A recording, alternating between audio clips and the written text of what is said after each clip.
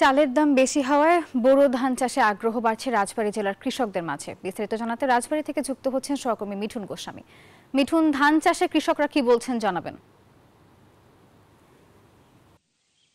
ধন্যবাদ।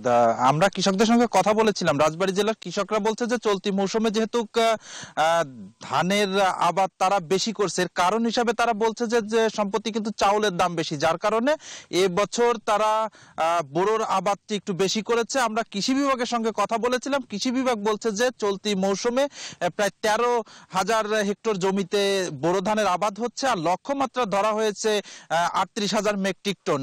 আমরা আরেকটি বিষয় কৃষকদের সঙ্গে কথা বলেছিলাম। তারা বলেছে যে চলতি কয়েকদিনের যে ঘন কুয়াশার কারণে তারা কিন্তু একটু বিপাকে পড়েছে চাষে, যেহেতু তাদের বীজতলায় অনেকটা ক্ষতি হয়েছে। তবে তাদের ধারণা যে তাদের আবাদে কোনো প্রভাব পড়বে